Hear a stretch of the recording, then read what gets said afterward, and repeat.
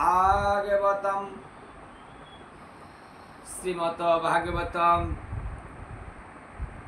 নিগম কল্পতরুর গলিতম ফলম।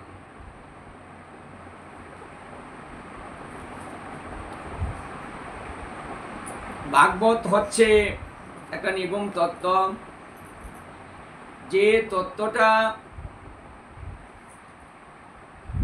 কখনো প্রকাশ করা হয়নি, যে তত্ত্বটা কেউ জানতই না, এমনকি মুনি ঋষিরা পর্যন্ত ধ্যানের দ্বারাতে তার সন্ধান পায়নি, দেবতারাও সেই তত্ত্বটা জানেন না। এই জন্য ভাগবত তত্ত্বকে বলা হয়েছে নিগম কল্পতরুর গলিতম ফলম। এটা নিগম তত্ত্ব, গলিতম ফলম একটা সহজ ধর্ম। কারণ শক্ত জিনিস কষ্ট হয়, যদি পাকে এবং পেকে গলে যায় তাহলে সেটা কষ্ট হয় না। তাহলে ভাগবত ধর্মটা হলো এমন যেটায় কষ্ট হয় না।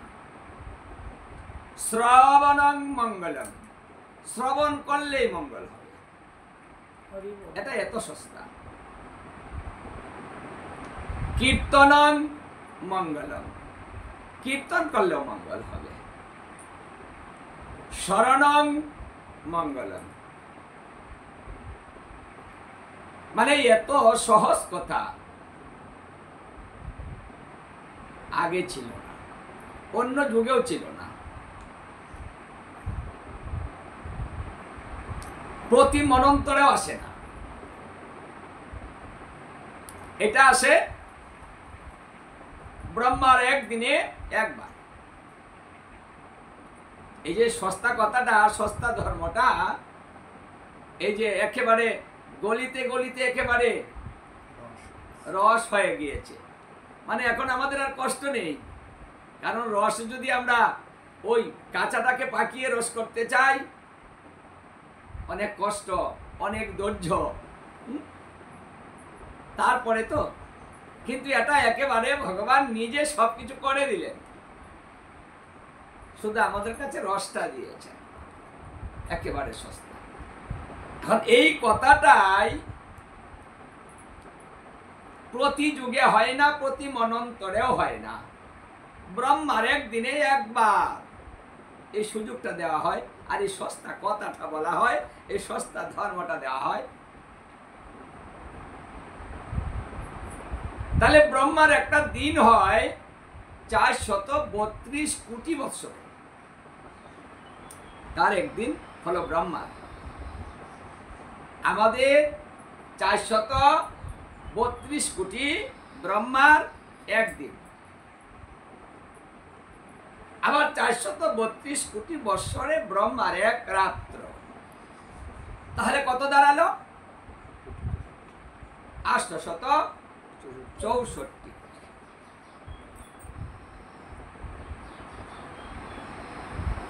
তাহলে এই ব্রহ্মার একদিন হলো 432 কোটি বৎসর। এই একদিনের মধ্যে একবার এই সুযোগটা দেওয়া হয়। দেখুন, সুযোগ কিন্তু বারবার আসে না, বারবার পাওয়াও যায় না। সুযোগ হারালে, সুযোগ যদি কেউ মিস করে, সারা জীবন তাকে পস্তাতে হয় যে আমি সুযোগটা কাজে লাগাতে পারিনি।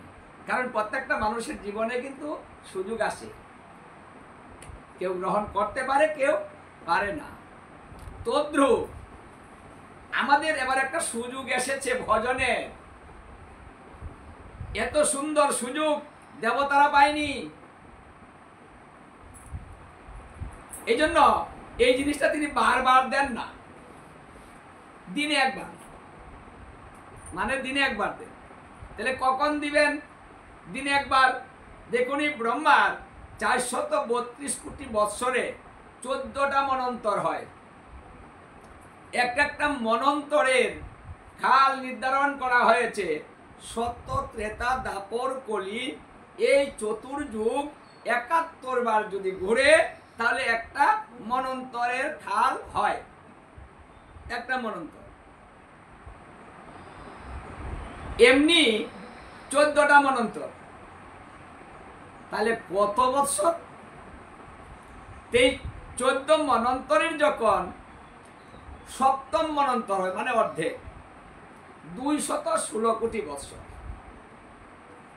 এই 216 কোটি বৎসরে বৈবস্বত্তর মনন্তর আসে। এই বৈবস্বত্তর মনন্তরে অষ্টাবিংশ চতুর্যুগে যখন এই কলিযুগ আসে, সেই কলিযুগে এই সস্তা কথাটা বলা হয়, এই ধর্মটা দেওয়া হয়। নিগুম কল্পতরুর গলিতং ভলং, এই নিগুম তত্ত্বটা প্রকাশ করা হয়। কথাটা কিন্তু অনেক অনেক গভীরের, কারণ আমরা তো ওটা চিন্তাই করি না। আমরা তো ভাবছি যে হরে কৃষ্ণ বললেই ধর্ম হয়ে যায়, কি সুন্দর সুযোগ পেলাম, একেবারে সস্তা সবকিছু পেয়ে গিয়েছি, তার মূল্যায়নটা কিন্তু আমরা বুঝতে পারছি না। আগে মানুষ গুরু গৃহে যেত, সেখানে থাকতো, সেখানে শিখতো, তারপরে প্রত্যাবর্তন হতো গৃহে, সবাইকে গুরু গৃহে গিয়ে শিখতে হতো। আর এখন গুরু গৃহে যেতে হয় না, গুরু নিজে আসে। আগে শিষ্যরা যেত, আর এখন গুরু আসে, কারণ এখন শিষ্য আর গুরুর কাছে যায় না, দরকার নেই। মন্ত্র নিতে হয়, নিয়েছি, দেহটা শুদ্ধ করতে হবে, তো এটা আমাদের একটা ভাবনা যে মন্ত্র নিলে দেহ শুদ্ধ হয়, তারপরে আর গুরুদেব আসলে আসুক, না আসলে নাই, ওটার কি দরকার, আমারটা তো হয়েই গেল। মানে এরকম এই সস্তা পাওয়াতে আমরা এটার মূল্যটা বুঝতে পারছি না। এই যে 432 কোটি বৎসরে একবার আসে, এটা আমরা আর বুঝতে পারছি না। এটা বুঝতে পেরেছেন কে?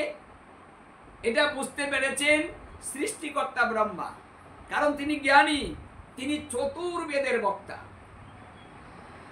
তাই ব্রহ্মা বুঝতে পেরেছিলেন, দেবরাজ ইন্দ্র বুঝতে পেরেছেন।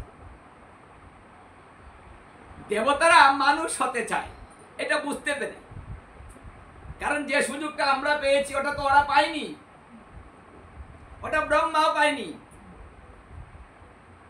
তাই ব্রহ্মা কিন্তু আক্ষেপ করেছিলেন যে হে গোবিন্দ, তুমি কেন আমাকে মনুষ্য কুলে জন্ম দিলে না? আমি যদি মানুষ হতাম, সুযোগটা তো আমিও পেতাম। এই সুযোগ তো তুমি মানুষকে দিয়েছো, এই সুযোগ তো তুমি আর কাউকে দাওনি, দেবতারাও পায়নি, আমি ব্রহ্মা পাইনি, অথচ মানুষ পেয়েছে। মানে এই যে বসে বসে শ্রবণ করছেন, কত আরামের ধর্মটা দেখুন তো।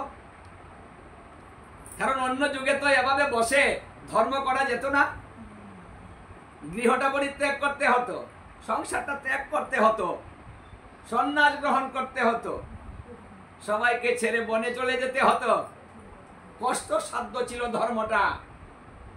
আর আমরা একেবারে একটা সস্তা ধর্ম পেয়েছি, সবাইকে নিয়ে ঘরে বসে আমরা ধর্ম করতে পারি।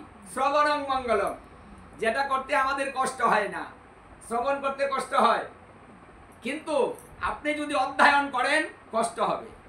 অধ্যয়নে কষ্ট আছে, মাথা গুড় গুড় করবে, মাথা ঘুরবে, আবার বুঝতে সমস্যা, বুঝতে পারছি না এটা কি, তাই না?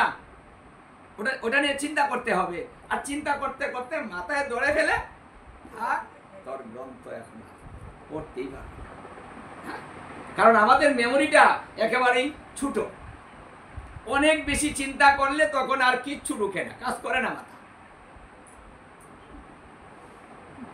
এই জন্য ভগবান চিন্তা করে দেখলেন, এদেরকে তো কঠিন কিছু দেওয়াই যাবে না, করতেই পারবে না, কারণ ধৈর্য তো নেই। ধর্ম করতে হলে তো ধৈর্যের প্রয়োজন, সেই ধৈর্য, সেই মন, সেই বিশ্বাস, সেই ভালোবাসা, সেই একাগ্রতা, কোনো কিছুই নেই। চঞ্চল মন দিয়ে কি কিছু হয়? আমাদের মনটা তো চঞ্চল। এখানে বসে আছেন, বাড়ির চিন্তা করছেন, এখানে তো ভগবানের চিন্তা করতে পারছি না, অথচ শ্রবণে একটা ভাবনা আসে, যিনি পাঠক পাঠ করবেন, যে কথাটা বলছেন সেটা স্বরূপ দর্শন করা, মানে ওই লীলায় আমাকে থাকতে হবে, স্মরণে আমাকে দর্শন করতে হবে। কিন্তু আমাদের মন যদি বাড়িতে বসে থাকে অথবা ছেলে মেয়ের প্রতি চলে যায়, তখন তো ওই দর্শনটা আর আসে না, হয় না। তাহলে এত চঞ্চল যে আমরা এক জায়গায় একটু স্থির হয়ে বসতে পারি না, ভালো জায়গায় আসতে মন চায় না, এখানে নিমন্ত্রণ করা হয়েছে তারপরে আসবে না, বাড়ি বাড়ি গিয়ে বলে এসেছে তারপরেও তো আসতে চায় না, কারণ এসব কাজে আমাদের মন চলে না। চলে কোনটায়? আন কথা, বাজে কথা।